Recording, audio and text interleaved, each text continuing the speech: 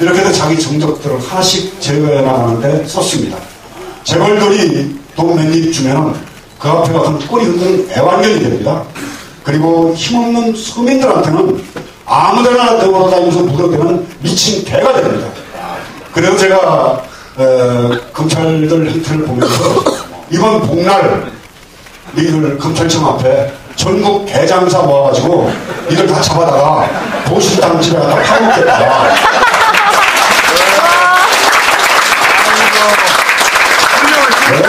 점잖고 거룩하고 부처님 말씀 전해야 될 중일에서 이렇게 소박한 악당 욕구력이 나와야 되는지 이제 정경련을 중심으로 해서 여러분들이 이제 참 싸납고 거친 중립에서 더 이상 욕이 안 나오고 거룩한 얘기 좀 나오게 해주십시오. 제가 부탁드립니다.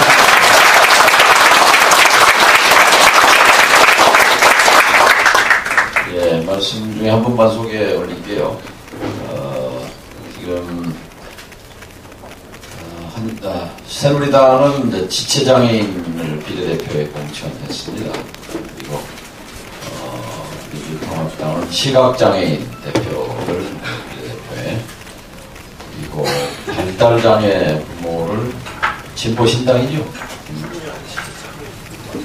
발달장애 진보당이죠. 예, 됐습니다. 예. 말씀드리는 거는 그 사회적 약자, 특히 이제 몸이 불편하고 하신 분들 이렇게 이제 목소리를 담아내기 위해서 여기 계시는데, 강남에서 저한테 큰 힘이 돼주시는 분들이 여기 장애인 아파트에 계신 분들이세요. 그분들이 정말 마음으로 이렇게 도와주고 계세요. 오늘도 여기 시각장애인협회 회장님 오셨네요. 김원경 전국 시각장애인협회 김원경 감사합니다. 예, 저쪽에 모자 쓰신 질문자 말씀하십시오. 예. 본인은 어디 교회 다닙니까? 사찰에 다닙니까? 저는 저 5일 남았는데요. 저희 속세에 있는 저희들은 5일 동안 엄청나게 뛰어야 될 것 같습니다. 이 두 분이 이렇게 오셨는데 만에 하나 여기서 뜻을 이루지 못한다면, 물론 강남 계신 분들이 어떻게 생각할지 모르겠지만 이게 대한민국의 수치고, 지금 많은 분들이 여기 오셨습니다. 우리 시대에 참 제법 정신적으로 또는 사회에 존경을 받는 많은 사람이 왔고, 엊그제는 뭐 어떤 사람이 뭐 호남 충청도 어디 하다가 강남수도 바꿔야 된다 그런 표현도 했고요. 이 두 분이 오셨는데 정말 이게 기폭제가 돼가지고 강남에서 꼭 승리했으면 합니다. 정말 감사하고요. 옛날에 그 문경 신부님은 삼보 일배 뭐 많이 그랬잖아요. 그러다 강남에서 삼보 일배 할 수는 없겠죠. 그러나 하여튼 만일에 선거법만 별 문제 없다면 3보 1비하면 엄청난 효과가 날 것 같은데, 그건 제가 그냥 농담 말씀으로 올렸고요. 제가 하나 말씀 올리겠습니다. 문기현 신부님은 명진 스님을 25년 전부터 아셨다고 하셨습니다. 명진 스님은 또 문기현 스님을, 또 두 분이 명진 스님은 문기현 스님을, 문기현 스님은 명진 스님을 서로 좀 이렇게 평가해 준다면 열람된 증명이나마는 어떻게 하시겠어요?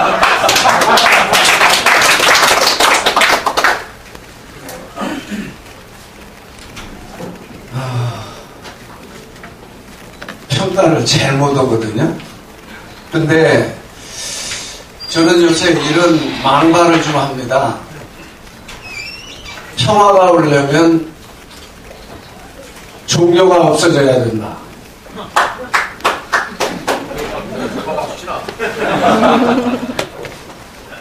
그래서 이미 명진 스님하고 저하고는 종교가 다르지 않습니다.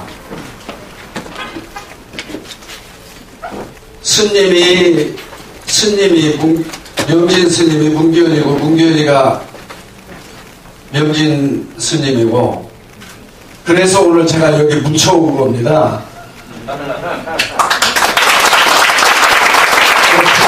부처님도 모셔다 놓고 하느님도 모셔다 놓고 그래서 마침내 우리의 희망을 이루자. 꼭 이루어 주실 분이 우리 명진 스님이십니다. 이름은 평가되겠죠? 명진 스님과 함께 자꾸 새로워지네요.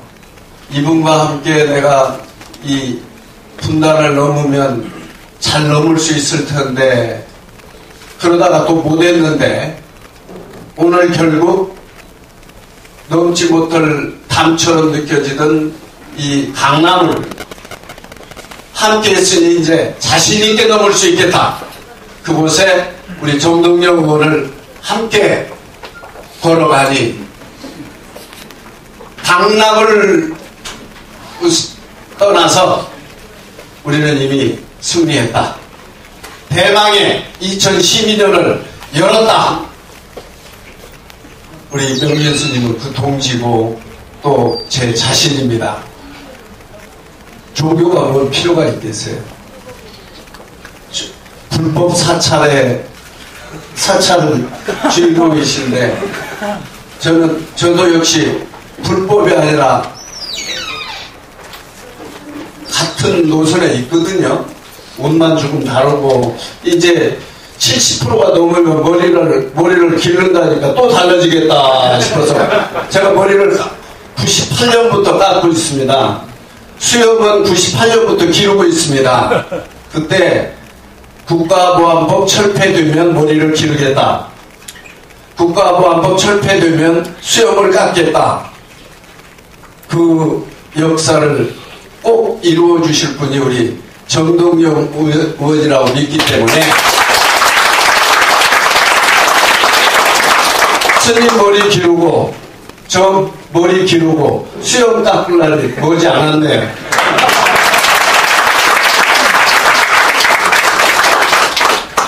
진짜 70%면 보안법 폐지됩니다. 네, 머리 기르셔도 될 것 같습니다. 학교에도 보면 학생들이 또 이렇게 좀 뒤에 앉아서 공부 안 하고 불량 학생이 있습니다. 범생이가 있고 불량 학생이 있듯이 성당의 신부님들이나 스님들도 불량 신부, 불량 스님이 있고 모범적인 스님, 모범적인 신부님도 있습니다. 사실은 신부님은 제가 자세히 모르겠습니다만 저는 불량 스님으로 들어갑니다. 그러니까 중 되면서부터 하여튼 온갖 말씀은 다 드리고 다닙니다. 어른들한테 저는 여러분들도 잘 아시는 성철 스님한테도 스님 목을 한 칼에 쳐서 마당밖에 던졌습니다. 죄가 몇 건이나 됩니까? 그게 제가 27살 때입니다. 그러고 살아온 인생 역전입니다. 아픈 스님이 있어서 절에서 소머리를 삶는데 주지스님이 그것도 제가 27살 때입니다. 절에서 소머리를 삶으려고 하도 야단을 치길래 제가 몇 번을 아픈 스님 먹이려고 그러니까 좀 이해를 해달라고 그러는데 나중에는 버럭 화를 내면서 그래도 그렇지 절에서 소머리를 삶는 게 말이 돼 그러길래 그럼 이 새끼야 니 대가리 삶냐? 말 다 했죠. 그래서 이런 불량기 있는 사람들이 또 기가 굉장히 셉니다. 이런 기가 센 우리 문면 신부님 그리고 이 불량기가 가득한 제가 양 옆에 서가지고 이건 한국 정치사에 신부 목사 둘이 있고 가운데 앉아가지고 이렇게 폰 잡고 있는 정치는 아마 처음입니다. 이런데도 만약에 불량을 제대로 못한다면은 이제 어디 가서 이제 머리 확 그렇죠? 네, 이건 하나님 백에 부처님 백에 이 든든한 백을 갖고 꼭 뜻을 이루기 바랍니다. 네.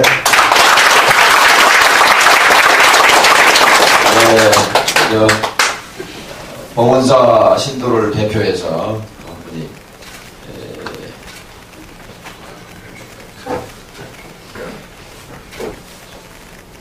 저는 봉원사 신도 명진 스님을 두리 스님으로 모셨다. 그래서 통상 이제 스님들은 연임을 항상 합니다. 주지 스님들은. 그러면 명진스님께서 주지스님을 계실 때 천일기도를 하셨습니다. 천일기도라 하는 것은 일체 사찰 밖으로 나가지 아니하고 매일 1000배씩 드리는 그러한 참 아주 수행이 깊은 스님들도 하기 힘든 그런 고행경 수행이신데요. 스님께서 당신 스스로에게 약속한 바로 천일기도, 그리고 신도들하고 약속한 신도가 25만 명입니다. 25만 명과 약속한 그 약속을 딱 한 번 어긴 날이 있었습니다. 바로 그날이 여러분 잘 아시는 노무현 대통령님 장례식 날이었습니다. 원래 처음에는 스님께서 거절을 하셨습니다. 왜?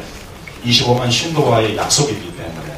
그런데 다시 또 제가 훗날 들은 얘기인데 원양숙 여사께서 직접 스님께 전화를 해 오셔가지고 당신의 2번 장례식을 집전해 달라고 이렇게 요청을 정중하게 하셨답니다.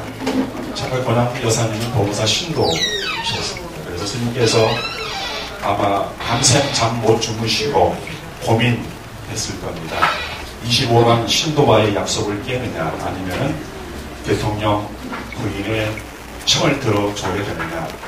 그리고 그 다음날 스님께서는 경복궁 앞 장례식장의 모습을 드러내셨고 이 영상에서 보신 것처럼 장례식 불교식 집전을 하셨습니다. 이러한 당신의 소신이 있는 분께서 또 종교 지도자는 특정 정당과 밀착되는 것은 결코 바람직하지는 저는 않다고 생각을 합니다. 예로부터 정치와 종교는 불가근, 불가원 그랬습니다.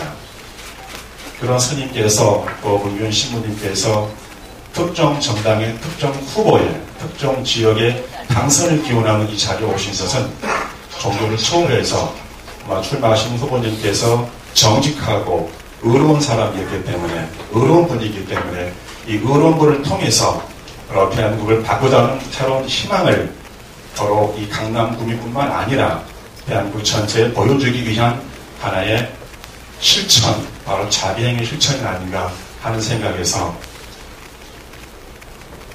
만에 하나 이번 강남 선거에서 정경련 후보께서 패배한다면 저는 명진 스님이 살아오신 인생 그리고 우리 문균 신부님의 살아오신 인생에 큰 오점을 남기는 일이 될 겁니다. 따라서 보험사 신도 25만 명입니다. 상당수가 한나라당 지지 성향입니다. 그래서 스님께서 항상 법회 때 주신 말씀이 이명박에게 욕하지 말고 이명박을 뽑은 당신들이 반성하세요라고 했던 그 사실입니다. 뽑고 나서 후회하지 말고 뽑을 때 잘 뽑으십시오 했던 게 바로 스님께서 법문 시간 때 주셨던 말씀입니다. 제일 바보들이 뽑고 나서 욕하는 사람들입니다. 그래서 아마 오늘 이런 내용들이 방송에 또한 트윗에 올라가면은 강남에 있는 25만 봉원사 신도분들 그리고 구름사 신도분들 또 천주교 모든 신단님들 특정 종교를 초월해서 왜 강남 의대 정경련 후보가 존재하는지 그 의미와 그 과거와 현재 미래를 직선상에 놓고 봤을 때 바로 승리라는 아까 신부님께서는 승리를 초월하라고 했지만은 선거는 이기려고 나오는 것이기 때문에 이번 선거 우리 모두 바로 명진 스님과 문균 신부님 그리고 정몽준 의원님 중심으로 해서 승리해서 새로운 역사를 만들어 나가는데 최선을 다해서 하는 바람에서 제가 축원을 말씀드렸습니다.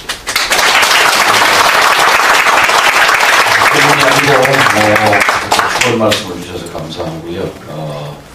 우리 또 스님 스케줄 있으시고 신부님도 또 바쁘시는 점이 있으셔서 꼭 질문하시겠어요? 마지막으로 마지막 짧게 하시고 질문하시기 전에 여기서 제일 표를 많이 갖고 계신 분이 동네 공인중개사 부동산이요. 동네만 부동산이요. 대한민국 공인중개사협회 회장님이 오신 거 보니까 될 것 같아요. 제가 신명철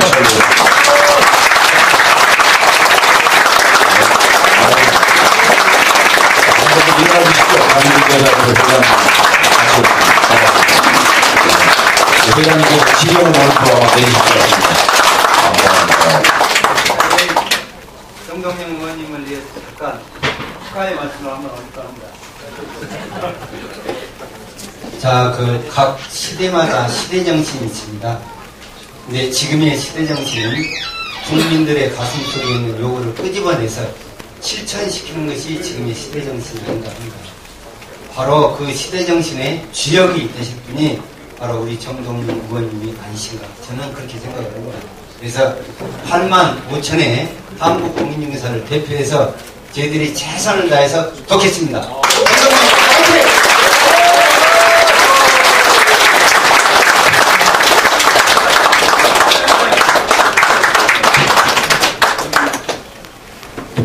시간이 없으시니까 간단히 정말로 중요한 우리나라의 새 지도자를 모시고 이렇게 말씀을 드려서 정말로 영광스럽습니다. 민주주의 국가에서는 투표를 통해서만이 자기의 의사를 주님 말하는 전달할 수 있는 좋은 기회입니다.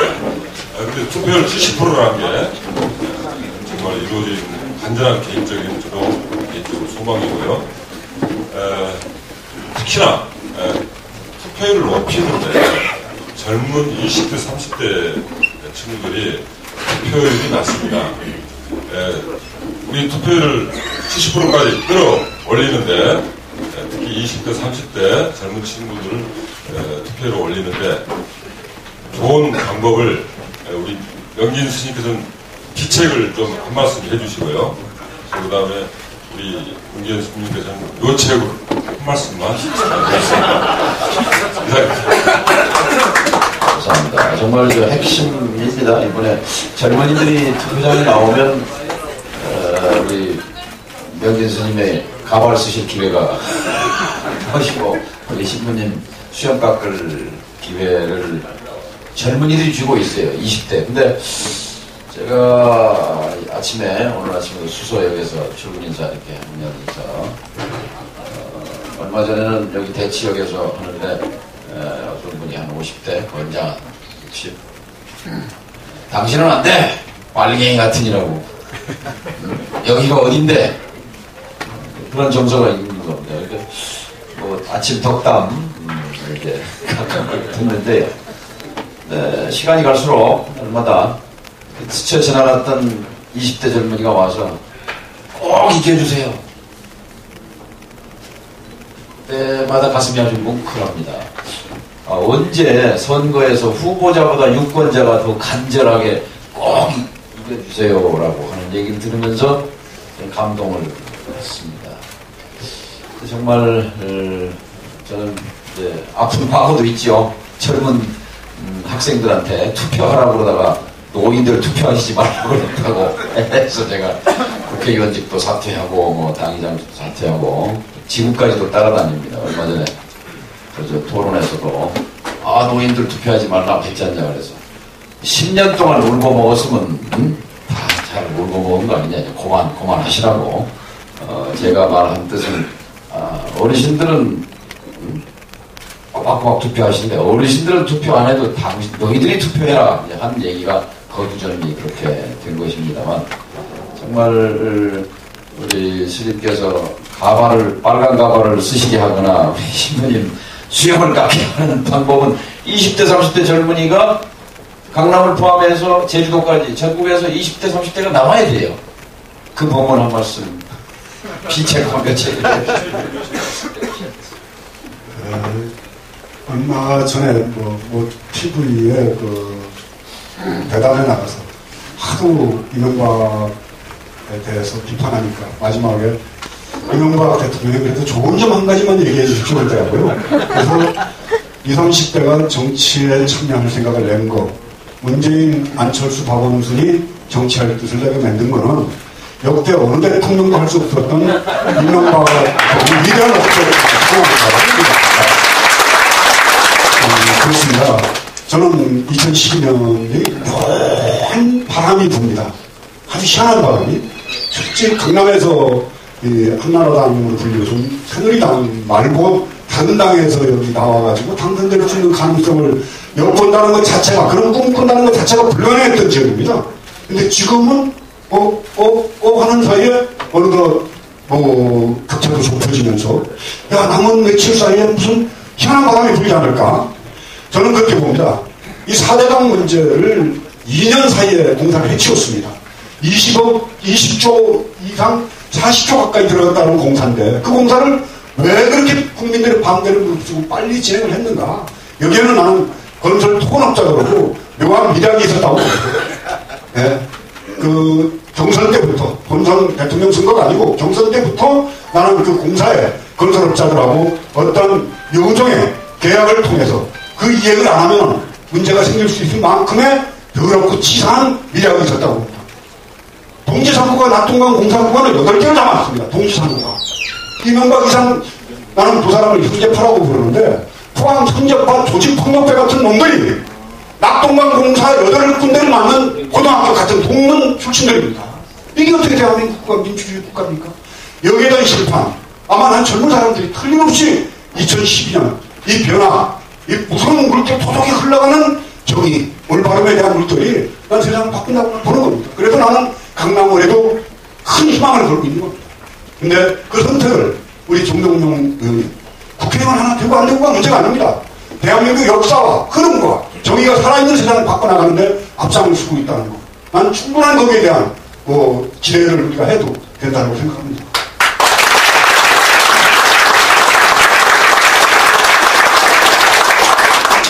역시 배는 맞고 말은 불법 사찰의 전문가가 합니다.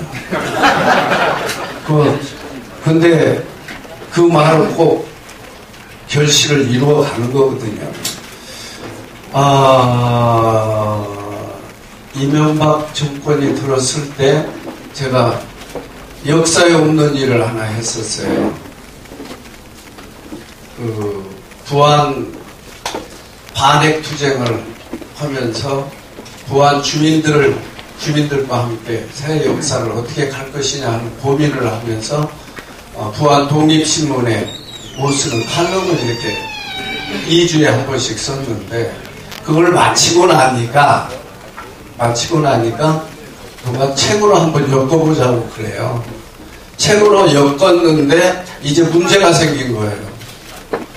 어쩌다가 망구의 도둑놈을 도둑 소굴에 앉혀놨더란 말이에요. 우리 스님은 너희들이 앉혀놨으니까 너희들이 속죄해라 했다고 하지만 그런데 거짓이 진실될 수는 없는 거잖아요. 어둠이 새벽을 이길 수는 없는 거잖아요. 그래서 제가 제목을 묻길래 그래도 희망이 있다. 제 책 이름이 그래도 희망입니다.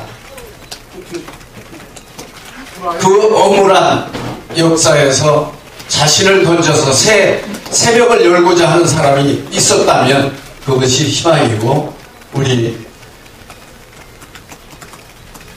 되리라고 생각한 그 굳은 마음이 희망이고 오늘까지 바꾸어 나가는 정동영 의원의 꿈이 바로 희망입니다. 당신이 희망입니다.